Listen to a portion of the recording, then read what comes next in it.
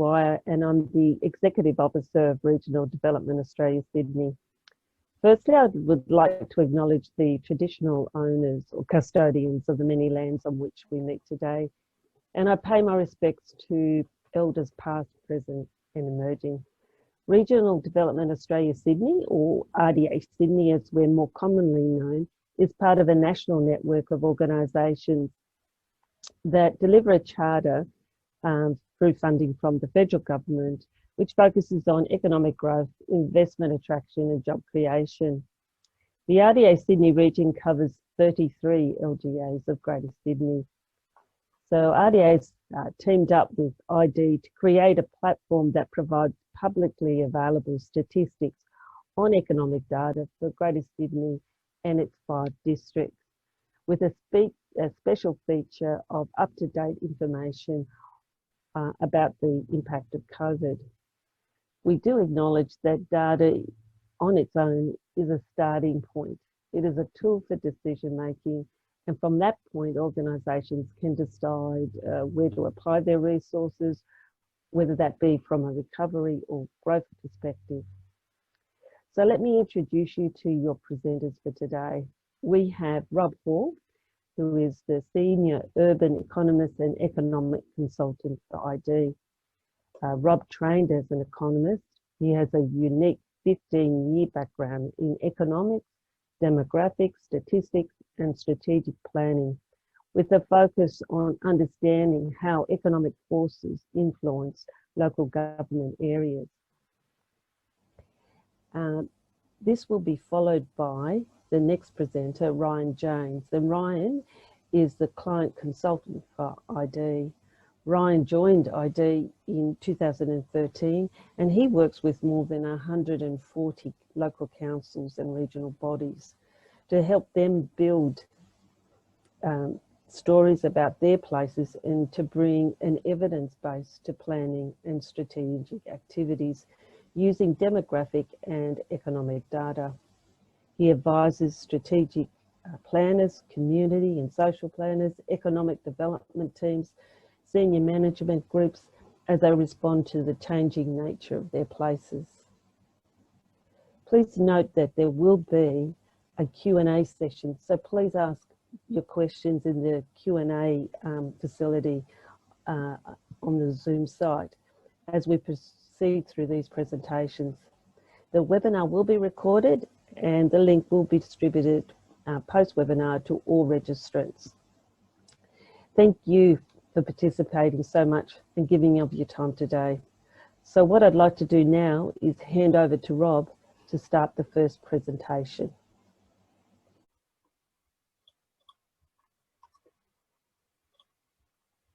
Perfect. Is that working now? Yeah. Okay, so yeah, thank you for inviting us today to share our insights about the economic impact of COVID-19 on Sydney and its 5 districts. Over the last 6 months, we've been working with National Economics about the economic impact of COVID-19 on, well, every local government area across Australia. And so today I'm going to share you those insights about the short and long-term impacts of COVID-19 at the Australia stage, but also on Sydney and its 5 districts. But really, to conclude from the outset, what we know from working and looking at these economic forecasts over the last 6 months and sharing the insights with our local government partners all across Australia is that the size, nature and duration of the impacts vary from region to region and depends, a lot about the region's role and function, the sectoral mix, its export reliance and exposure itself to the virus. So it means really that it's vitally important that you understand the local story and how those national trends affect your place, so that you can make informed decisions as we start to move from that initial shock phase into a recovery phase. And I just also want to acknowledge from the outset that there is a high degree of uncertainty with these forecasts that I'm going to present, but with really any forecast at the moment, and will continue to be so without a vaccine. Most of the forecasts that I'll share today are based on the information available in the early parts of May. And so this is really important because we know a lot more since then, and some of the information I'll present today will be updated very shortly. And we'll be updating these because what we know now is that the initial economic impacts were not as bad as first thought. Yes, they're bad, but not as bad as we had thought originally. And in fact, our performance compares really well compared to developed countries.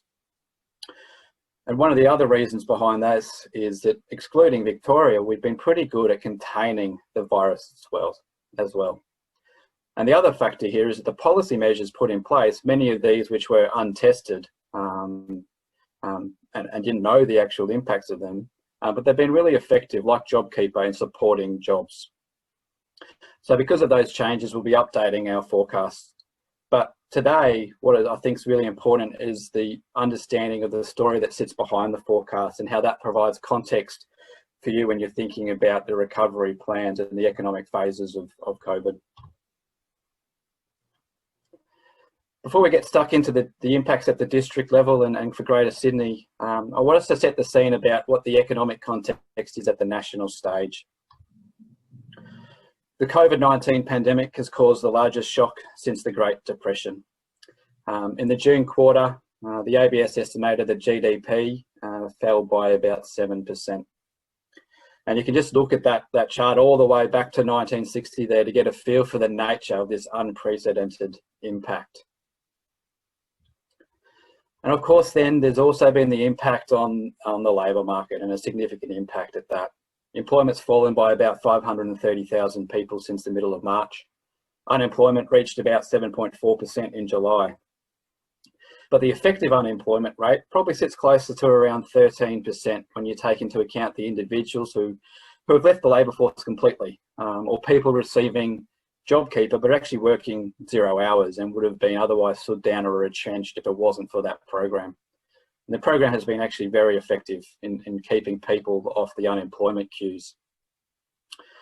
And then if we have a look at weekly payroll data there in the chart on the right, we saw this gradual recovery in jobs in May and June, but the momentum has slowed. It slowed in late parts of June. And it sort of characterises this very slow recovery path. And now we're sort of seeing the impacts of the uncertainty and rising unemployment, with households and businesses cutting their spending and saving more money. The household savings rate there on the left shows that in the June quarter it hit about 20%. We've got to go all the way back to the Gough Whitlam years, to 1972, to find a time when the ratio was that high. Business spending is also down, with many businesses looking to save. And what this tells us really is that the government sector in particular will be very important and play a very important role in driving recovery, with businesses and households remaining cautious. And then looking at an industry level, the sectors initially hit the hardest were those ones that you'd expect from social distancing. So cafes, restaurants, hotels, gyms, entertainment facilities as well. So you can see there on the chart on the left in the grey that accommodation and food, for example, was the hardest hit, with jobs falling by about 18% since March. But what we're starting to see with this information is that we're starting to move into the next phase, with weakness emerging in the business services sector, construction and agriculture as well. But what this means, I think, is that we're at a point where we can start to dream about recovery. We're mostly past that survival phase and into a recovery style mode. Victoria's stuck somewhere in the middle, unfortunately, and for those attempting to work or homeschool and childcare and do home childcare, it's certainly going to be a very bumpy road. And then on this slide, what I've got here is the latest forecast from National Economics. And what we found, I think, useful since we've started presenting these forecasts, is to highlight the different phases of that economic impact of COVID-19 and being able to use this to help inform strategic decision making about the when and the where. What we see from these forecasts is that V-shaped recovery is unlikely, and that the economic recovery is most likely to be slow. Under the baseline scenario, which does assume we get a lot right, the economy gets back to December 19 levels somewhere around 2022. So instead of a V-shaped recovery, we see this W-shape. And we first spoke about this back in March, where the economy transitions through a number of phases. In the first phase, we see that sharp fall of economic activity as a result of social distancing. So those measures that resulted in closure of cafes and restaurants. Household spending also fell because of the decline in household income and fall in hours worked. But the fall was not as sharp as what we expected. And due to those improved containment measures that I spoke about and the effective policy measures put in place. And so you can see there in that blue line, that was our previous forecast. We've now updated that based on this new information. But as you can see, we're starting to move through that next phase where that high unemployment, high uncertainty and falling confidence curtail business investment and household spending. And while we see some recovery in this phase, it's still not enough to counter that fall of that impact, and we don't get back to December 19 levels. You can also see in that third phase there about the stimulus withdrawal in the second quarter of 2021. And what you can see there is that's the JobKeeper program ramping down, with many people that are currently working 0 hours becoming unemployed. So in August, National Economics forecast that the number of persons on JobKeeper but working 0 hours was around 940,000 people. Many of these jobs will be at risk as that program is ramped down and presents a risk to the outlook.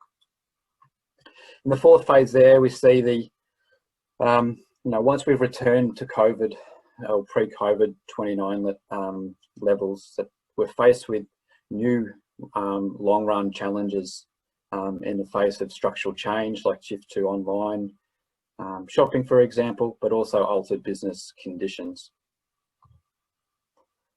And I just wanted to unpack that second, or that next phase that we're moving into around the falling investment and spending phase as we start to recover from the initial shock impacts of COVID-19. The problem with this phase is that when GDP falls by 10% for any quarter, the expected fall in business investment in the current quarters and the subsequent quarters is around 30%. And so there are three really big headwinds for Australia and Greater Sydney for that matter from these recessionary conditions. The first will be the fallout from the construction sector with many projects delayed or cancelled. Yes, there's a strong pipeline of work that happened pre-COVID, but the question is what happens when that pipeline is exhausted? And with Greater Sydney quite vulnerable to this phase. The impact of falling global demand for goods and services as well will start to take hold over the next quarter and into next year. And then the impact on Australia and Greater Sydney on the significantly lower population growth, which has been a major driver over the last couple of decades through Australia's economy. Our forecast team at ID have estimated that the overseas migration will actually fall by around 750,000 by 2031.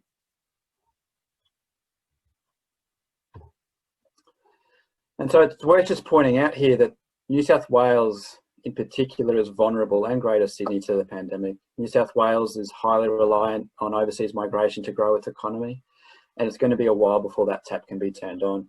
Its economic base also is vulnerable to international travel restrictions, with impacts falling both on the tourism sector and international education markets. And then residential building activity will sort of turn down as well over the next quarter as a result of slower levels of growth, but also of uncertainty and those projects being delayed. And the fall in global demand for goods and services is also expected to impact on New South Wales exports as well. Our main trading partners are forecast by the RBA to contract by about 3% in 2020. So in New South Wales, this includes service sector sides as well. So that's everything from your, international education, tourism, professional services as well is a major service exporter, but also coal and other mining products as well. So now just want to turn the focus from that national stage into the implications of COVID-19 on geographical areas, but specifically on the Greater Sydney region. And instead of jumping straight into the forecast and the numbers, I want to share a framework that we've sort of been developing here to help business leaders and local governments start to make sense of the geographical implications of COVID-19. And we do that by looking at the characteristics of each of the economic phases. And what this shows really is that the geographic impact changes from phase to phase and depends on the risk factors at play and the region's exposure to those risk factors. So what we know from the previous slides is that the first phase of social distancing had a major impact on hospitality and non-essential household services. And this had a big impact on activity centres and strip shopping, but also tourism destinations as well. And so we saw larger impacts on regional areas through this phase. Turning to the next phase though, we forecast that exports, population, construction and business investment will fall, and these impacts will fall heavily on the service sector economies like the metropolitan areas, and these areas are likely to experience higher impacts and take longer to recover. So a region's exposure to things like the importance of overseas migration or the importance of international exports or how big the construction sector is will have a big say in the overall impact at a regional level. And then we turn our minds to the long run.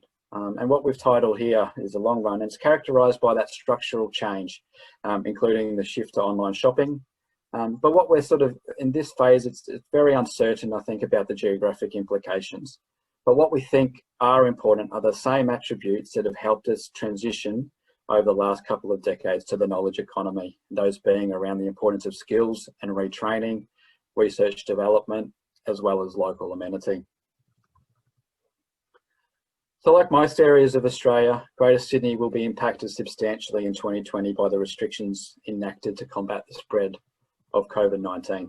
So NIA's forecasts estimate that GRP, gross regional product, would fall by around $16 billion in the June quarter. This is around 15% below the average quarter of 2018 and 19. And while these impacts will be revised shortly and revised downwards, what we know though is that the impacts are going to be higher in Greater Sydney, are going to be higher than the national average. And it highlights the disproportionate impact that social distancing has on metro areas as well as service sector economies. And then when we look at the impacts at the Sydney district level, we see that the impacts again vary from region to region. The biggest impacts are estimated to fall on the Eastern District, with GRP forecast to fall by around 17%. The Northern and Southern districts also experience elevated levels of impacts above the national average. It's only the Western and Central districts that are forecast to experience impacts below the national average. And so from a job perspective, so that was the economic activities perspective, NIA estimate that the total number of jobs in Greater Sydney to fall by over 200,000, with impacts again well above the national level. But the important point here is sort of going back to what I spoke about before, is those jobs that are currently being kept afloat by JobKeeper. Many of these JobKeeper jobs would have been stood down or retrenched without that program being in place. So NIA estimate that around 156,000 workers at the moment are working 0 hours and may be at risk when the program is wound back. And what we know from the latest forecast is this number is actually probably going to be higher. But either way, this poses a big risk to the outlook, not to mention the mental health impacts it would be having. Sorry. From an industry perspective, you know, we saw this before. The most impacted industries were estimated to be in non-essential household services like hospitality and retail, so the non-grocery part of retail, as well as business services. Hospitality and retail were heavily impacted from social distancing, while business service impacts are largely due to that curtailment in investment and the delay in cancellation of projects. But because the industry impacts are different, it means that the geographic impacts are different. So for example, we saw on the previous slide that the Eastern and Northern districts experienced the highest impact in Greater Sydney. And this is largely due to the dominance of its service sector economy and the export role that they play.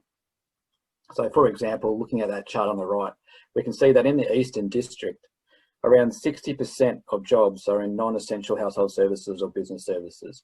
This makes it highly exposed to the impacts of COVID-19. In contrast, places like the Western District have a much higher share of manufacturing, transport and logistics businesses, which have been less impacted so far by COVID. The Western District is also less reliant on tourism visitation to grow its economy, but this might be part of the opportunities going forward. I've also, on this slide here looked at the top 3 industry impacts in terms of jobs across each of the regions of Greater Sydney. And what we can see here is those usual suspects that are very common across each of the regions. So, hospitality, retail and professional services. The point again, and just to make that point again, is how vulnerable, what share of those jobs a region has relates to how big that impact might be. And just to sort of start to conclude, start to thinking about that last phase, the long run is sort of what we've titled it here, and that there'll be lots of, there'll be a range of opportunities that emerge, but also a number of challenges to face. And while the outlook is confronting, it's important still to think about and make the most of those strong economic fundamentals that New South Wales and Greater Sydney has. New South Wales has a highly skilled workforce which can transition in light of structural change and has done so for many decades. Sydney and its 5 districts will remain attractive to skilled migrants. The increased demand for local manufacturing provides an opportunity due to those supply chain disruptions that we have seen, the opportunity to improve those local links and networks. We're also in the midst of the largest experiment ever about the potential benefits of working from home, with a range of future opportunities possible for many areas across Greater Sydney, New South Wales and further.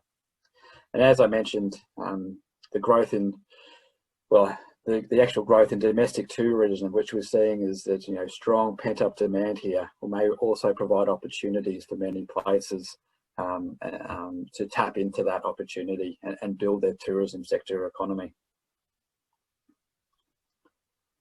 So before I pass over to Ryan James from ID, I'd like to thank you for the opportunity today to share those insights into the impacts of COVID-19. As I mentioned at the start, we'll be updating those forecasts very soon, and they will be available on Economy ID, and you can get access to the link there. This site with that information has a lot more information than what I've presented today, and more than I've got time for today. So make sure that you jump onto that and have a look at your story and look at how your district's exposed. Use that framework that we've sort of developed there as well to see and look at your region and how the phases evolve. But now I'll ask Ryan to take the reins here and demonstrate how you can access Economy ID, analyse those COVID-19 impacts and start building your recovery plans. So thank you.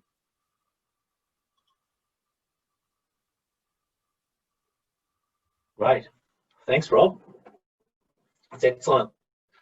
I had a few people ask for those slides throughout that presentation, and we'll make those available to everyone who's in this session. I think as long as when you signed up, you gave your email address, we'll make sure this is all available. Otherwise, my email address is in the bottom left-hand corner. You can always email me if you need anything. So I'm now going to do a number of things. I'm going to show my own slideshow just quickly, just to give you a bit of an intro into the second thing I'm going to do, which is get onto the live tool and really just show everyone how they can access the COVID data and other economic data at the district level. So we know Sydney has its 5 districts. Through the partnership with the RDA, we've modelled data for each of those 5 districts and for Greater Sydney. So we know that many of the people in the room have had a look at the participants here. Many of you have your own local government tools and will know some of these concepts I'm about to show you, but really it's about just letting everyone know how they can access the regional stuff through the RDA. So I'm going to share my screen right now. So Rob, are you still there?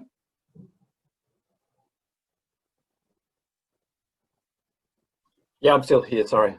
Okay, right. Just if anything comes up in the Q&A that you'd feel like answering, sure, that would be good. If not, we can tackle all those questions after. So you can see that screen now. Yep, I can see that. Okay, great, thanks. So I won't go too much into about ID as a business, but we are demographers, economists, housing experts. and we're known for data down at the local area or smaller, and we've got partners in the local government space, in the regional bodies like the RDAs. We've got hundreds of councils that actually access our data all through Australia through the RDAs, and also state governments. We don't do a lot with the Commonwealth. And we're particularly focused on these three areas. So the community data, and we've got this profile ID tool, looks at 25 years of historic data. We have our population forecast, look at 25 years of future data. Most of Greater Sydney have these tools, and also economy ID. Now, economy ID is a little different because we look at jobs and industry and workers. Now, those three all work together, and we've recently launched Economy ID for RDA Sydney.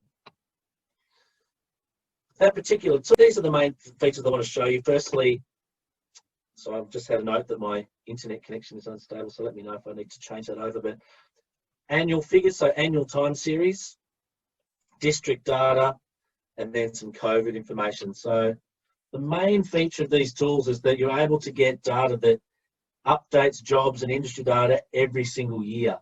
So we're sort of the leading supplier of this, and the reason is because in January, about 6 months after the end of every financial year, you're able to access how many jobs, how has exports changed, how has your GRP or output by industry changed on an annual basis. To get to this tool, we recommend you go to the RDA Sydney site, and this is from the homepage. You'll see this Greater Sydney economy here. There's a screenshot from our actually. You can access their site through this link here, that opens up the website.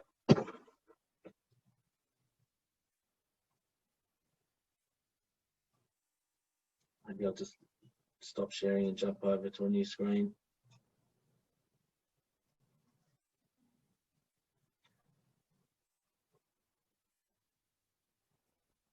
Okay, you can see that? Yep, I can see that. Okay, great. So here we are on the RDA ID site. I've got here through going to the RDA site and click on the Greater Sydney economy page. As I said, for those who have this tool locally, you'll be very familiar with what you're seeing here. Essentially using these tools, and this isn't like a full training session, but using these tools, you'll be able to access a whole range of topics, and you do that by going to the menu column on the left or scrolling down to the bottom to look at topics down here. I'm going to take your attention to economic indicators and to local employment. And here what we see is annual jobs growth in Greater Sydney. It's showing that there's been steady rise in jobs. If you roll over each of these, it shows you that in 2019, there were 2.7 million jobs in Greater Sydney. The feature here that is new, really, that's sort of novel for this particular partnership, is that now when you go to the drop-down menus here, you're able to drill down into each of the districts. So here, when I go to the Western districts, it's showing me local employment for all of the LGAs aggregated into that Western district, 411,000 jobs in 2019. And again, if I look at the Eastern district, when I roll over, it will show me there's 1,056,000 jobs. When we update in January, or whenever our modelers have time, or have enough inputs to make sure that it's quality data, is really to the point, we'll add a 2020 figure onto the end of that. So that's at a very high level what this site has access to. So now I'm going to drill down to some of those other more detailed areas. So first, I'm just going to show you employment, how it's broken down by industry, a little bit on exports, because a feature of this tool can show you what's international exports and what's domestic exports, and then I'll get on and show you some of that COVID data. On the left-hand side, we see local employment. on this menu column, as I said, that's where you pick from for the topics, employment by industry total. And I click on here, because I selected the Eastern District, when I go down here, it is now showing me, I'll just zoom out a little bit, it's easier to see in one screen. For the Eastern District compared to New South Wales, how many jobs there are as a proportion of the total employment in 2018-19. So in the Eastern District, and this is some of those data sets that Rob was referring to come up with that narrative that he was telling you about. So 15.6% of jobs are in professional scientific services compared to New South Wales. If I want to compare to a different area, I can use these drop downs to show you the Eastern District compared to the Western District, the Central District, Greater Sydney, Australia. So being able to just point and click, not only do you have access to the data, but you can benchmark in a very simple way. So I can show you the Eastern District. How do you compare? Well, the Eastern District compared to Greater Sydney has a lot higher, compare the Eastern District with the Western District. The Western District has a much higher rate of manufacturing, construction and retail. And this is probably a pretty straightforward one. For the uninitiated, if you ever want to use that in your own work, in the top right-hand corner of all of our charts and tables, there's this export functionality. You click on that, and it's just a chart or table with all the sourcing that you need that will give you a file for you to use.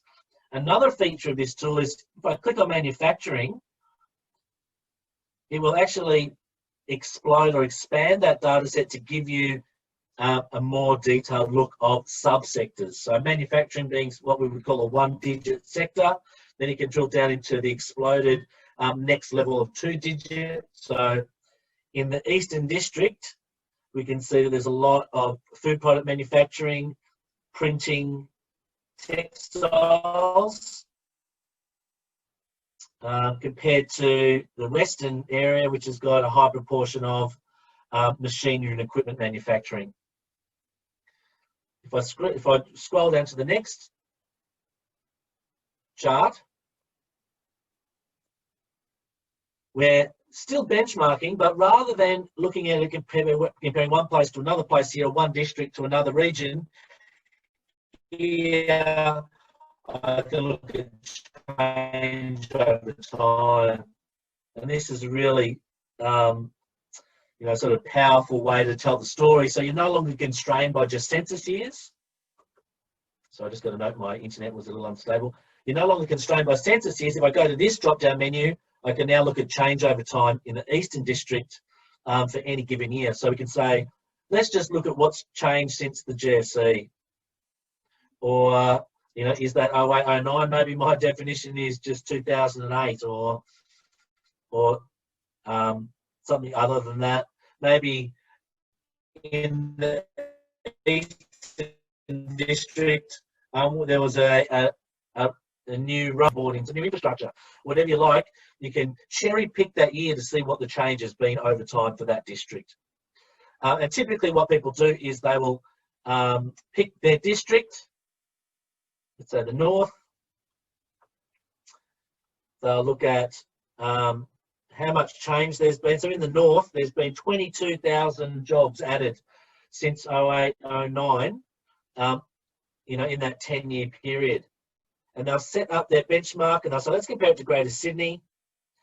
And you know what? I just want to look at the last 2 years of change, let's say. What this is telling me is that in the last 2 years in the North District, that there was 6,500 jobs, 6,700 retail jobs added, a decline in wholesale, an increase in professional services. So once those conditions are all set up, and I've got an idea of comparing one place to another and looking at the parameters over time, what it does is I can then go back up to my menu up here, and I can look at value add, I can look at output, I can look at local sales, I can look at all these different indicators. And let's look at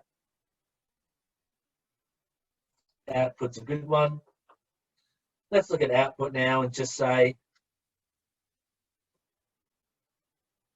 for those same parameters, the North District compared to Greater Sydney, what was the output? So firstly, a lot more professional services compared to Greater Sydney, less finance compared to Greater Sydney. So it gives us a really good snapshot. So let's try and zoom in between those two, scroll in between those two. It gives us a really good snapshot of what life was like prior to our current circumstances and what the trajectory of change was. Was it, are we growing or declining in those sectors? And has that gone, was that a large change or a small change? So yes, we might be growing, but it was only 500 jobs, or yes, we were growing, but we added close to 2,000 jobs.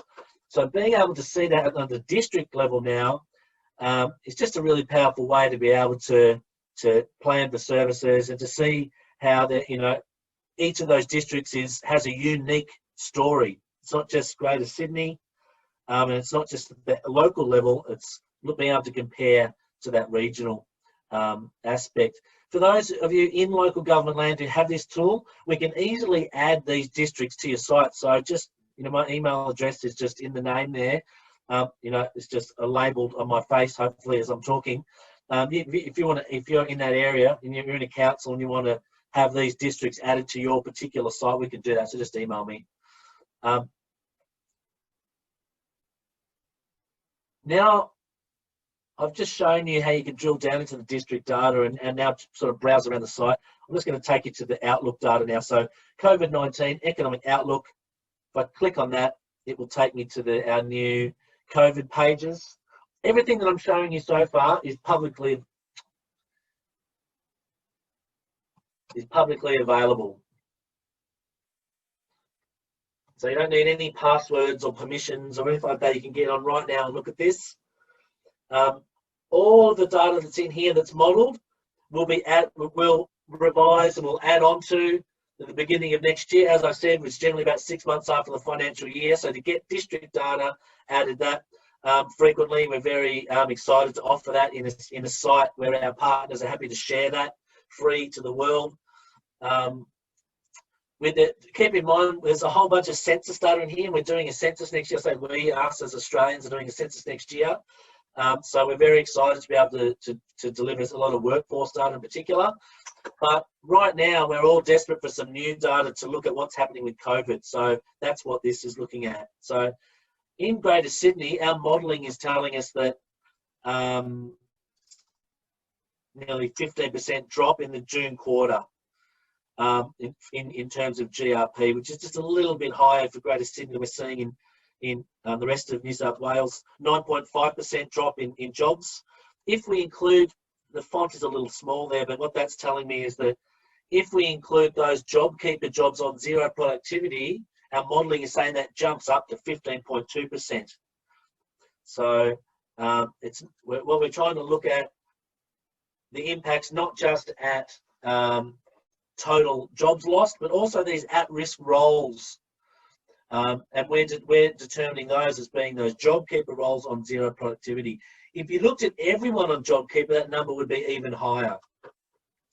And then there's another aspect that we encourage everywhere to look at. There's the total value of your economy, GRP. Then you've got local jobs. But then we have this third sector, which is employed residents. So these are people that live locally who have a job. They can actually work anywhere, and that'll have a big impact on local governments in particular, who may see their rate base is affected, but also their demand for their social support services go up. So anyone that's in those sorts of areas will be interested in not just the jobs, but also the employed residents. And after all, economies, things unto their own. Some people might argue for that. I certainly advocate that, economies, where does your economy start and your community finish? If anyone can show me that line, please do. But with this tool, it again allows us to drill down into district level. So let's pick a district. Let's look at the Southern District now.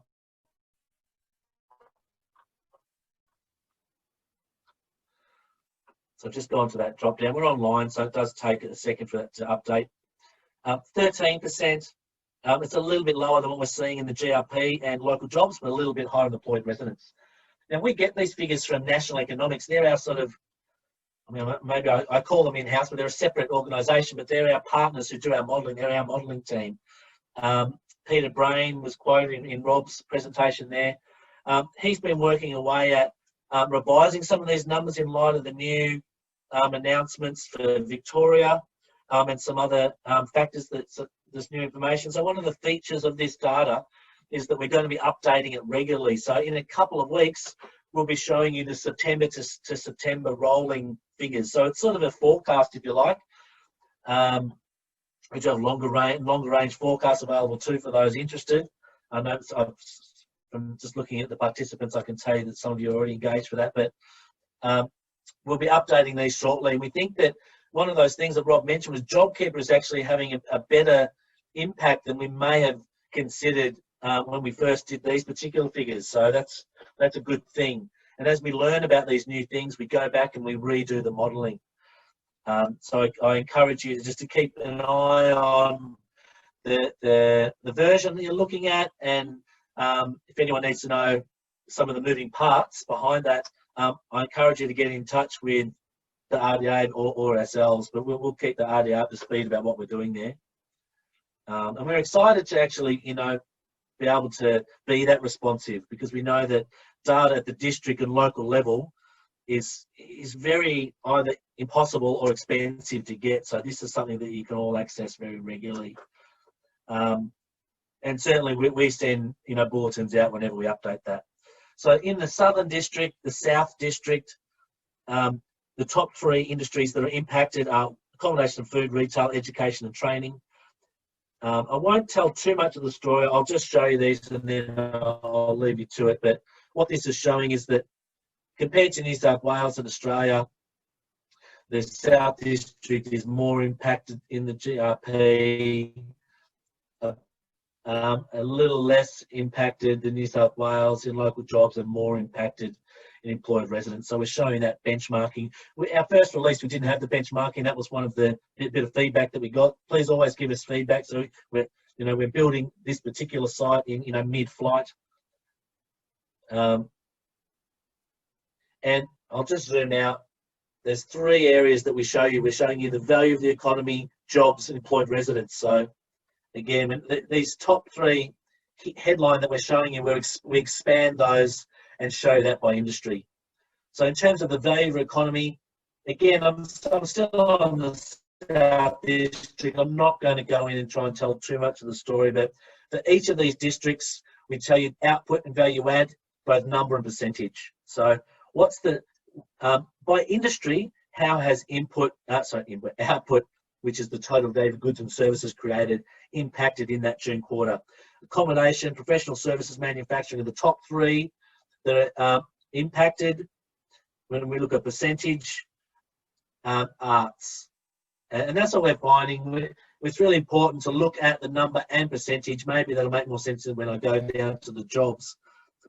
If I look at the number of jobs, we see accommodation and food services. The green is total jobs. The yellow is what we've modelled to be those JobKeeper on zero productivity. Accommodation and food is the number 1 sector impacted in that June quarter. Obviously, they're the key industries impacted by the social distancing. When I go to percentage, arts and rec. So whilst they might not have the highest number, nearly 70% of jobs in that district were either lost or on zero productivity due to the COVID JobKeeper modelling that we're doing there. Lastly, I know that these sometimes look the same when we look at the June quarter on jobs and employed residents.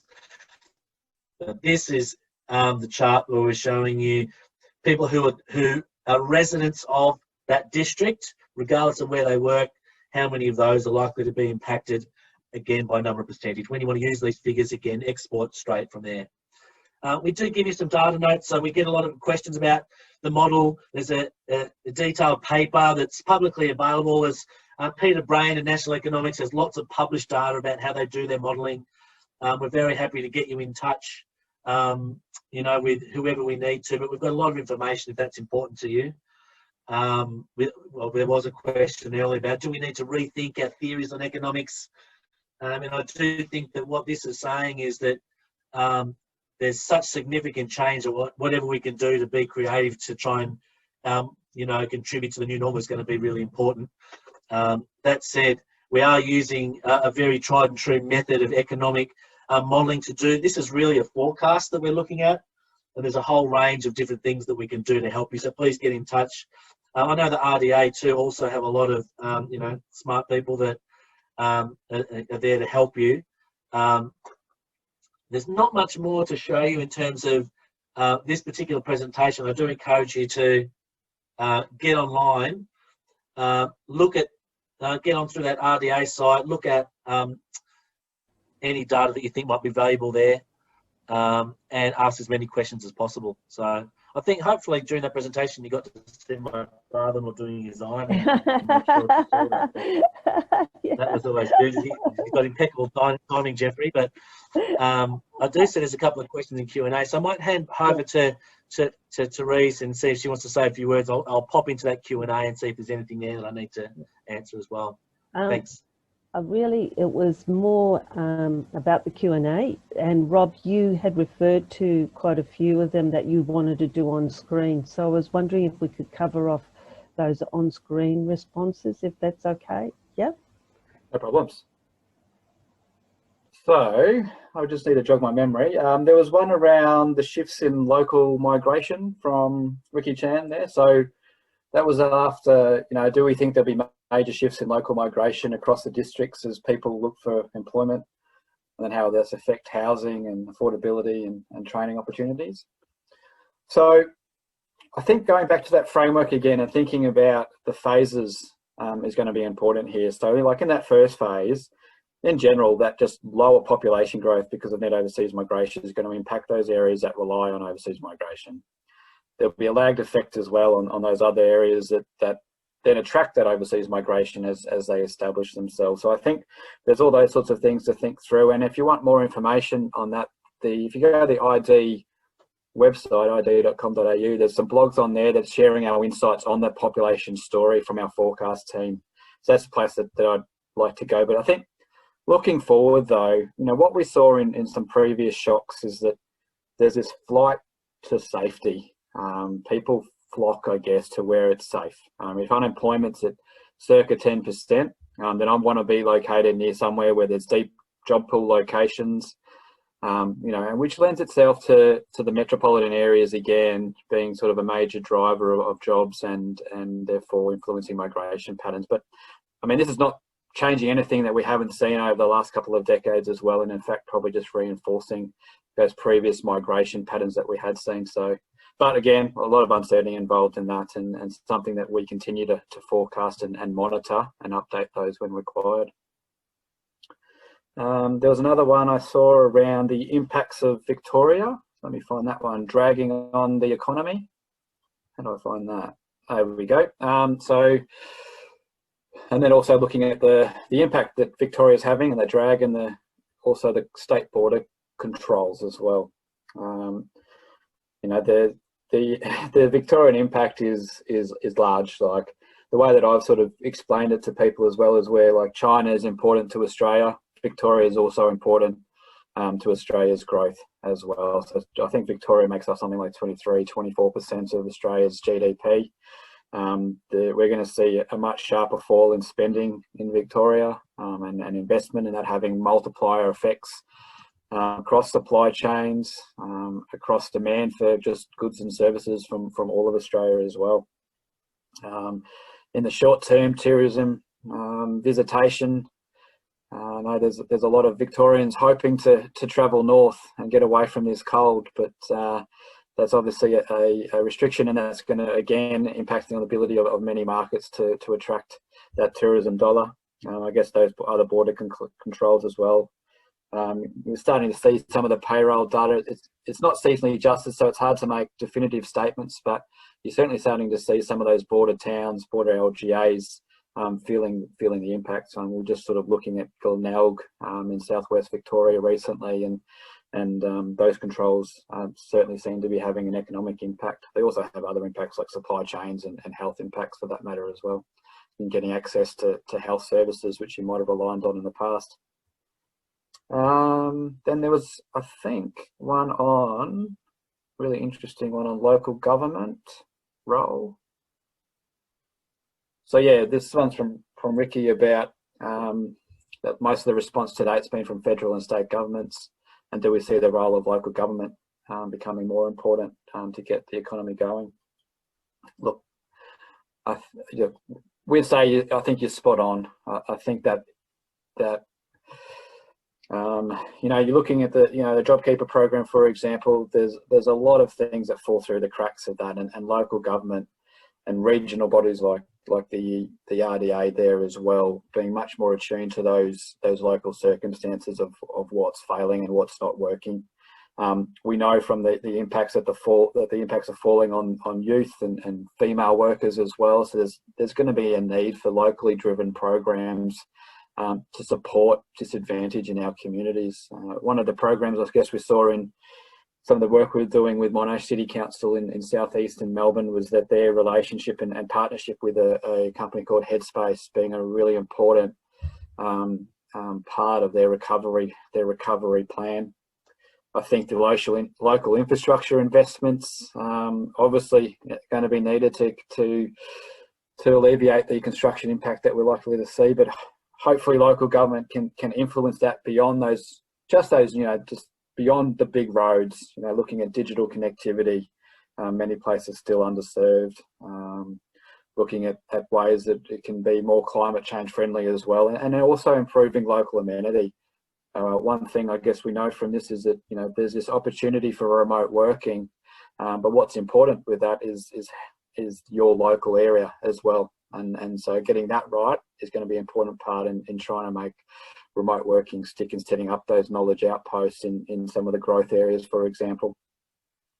I think local government's really well positioned as well from just bringing the business leaders of the community together, the elected members, the experts in fields to have those discussions about opportunities and programs that can be put in place. Ryan, I saw you put your hand up as well there. Sure.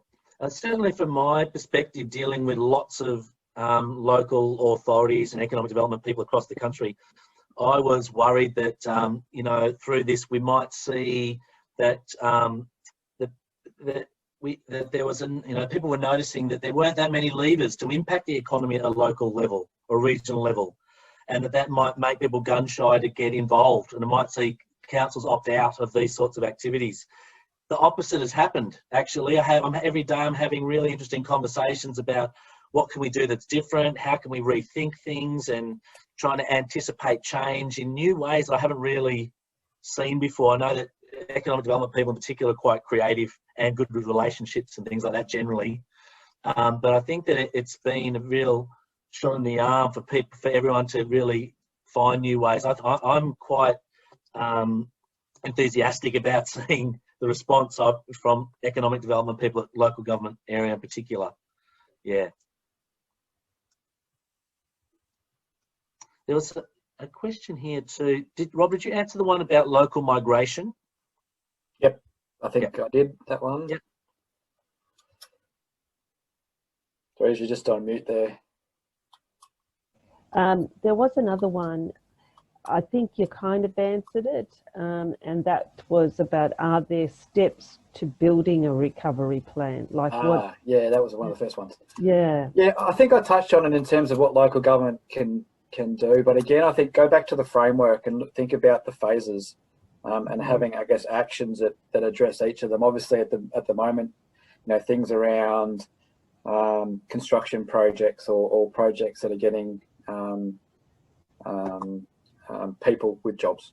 That's probably a simple one. Domestic tourism seems to be a big opportunity, particularly say like in Sydney, that sort of the relationship between tourism and agriculture, or tourism and the natural assets that Sydney has, and being able to market itself to a wide range of visitors that it might not have been able to capture before because we can't travel overseas. So people will be looking for those two new tourism destinations. So I think that's part of the recovery plan, and Now we've seen, I guess, some of those spend local campaigns being really important as well. There's some great examples around the place where they've had some really good effect, both in getting revenue in, but also community morale and confidence. And that's something I think local government's going to be vital for, is boosting that confidence levels and getting people ready to spend again when things are less restrictive.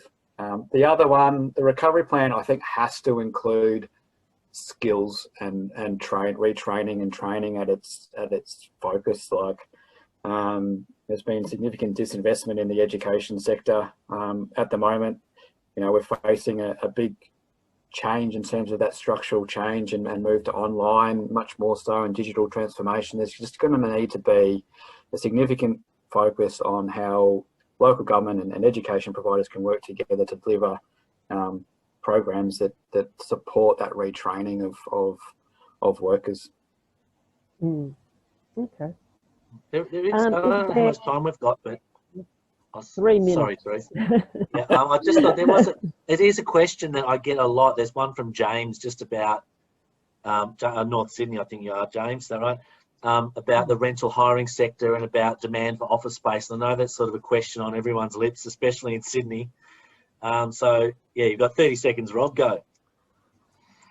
I mean, it can go both ways. And like, we've been doing some market sounding work in Melbourne, and what we're hearing is certainly developer interest in our fringe markets. There's a big question in market at the moment, I guess, around businesses that aren't using their space in the CBD, if they will look to renegotiate or look to move elsewhere. It's sort of a big testing point over the next sort of quarter, I think, around that. In general, in the short term, there's going to be a need for more office space from a social distancing point of view in the future, possibly less as more people take up opportunities to work less in the office and more at home, now that we've, in some cases, have invested a lot of money into setting up our homes to be able to work from. But that doesn't work for everyone either. But from an office space potential, there's obviously a lot of uncertainty and could go either way. Okay. All right. Well, we've got 1 minute, so I just want to thank both of our presenters, Rob and Ryan, for really good work. Cheers. Thank you. As explained in the Q&A, the presentation will be emailed to everybody, as well as the recording. We did have a few sound glitches, but this is our world now, so everybody knows that. And please go to our site, rdasydney.org.au, and you're welcome to access the information that's there. But thanks very much for everybody participating, and thank you for the presenters. And I'll say goodbye. Thank you.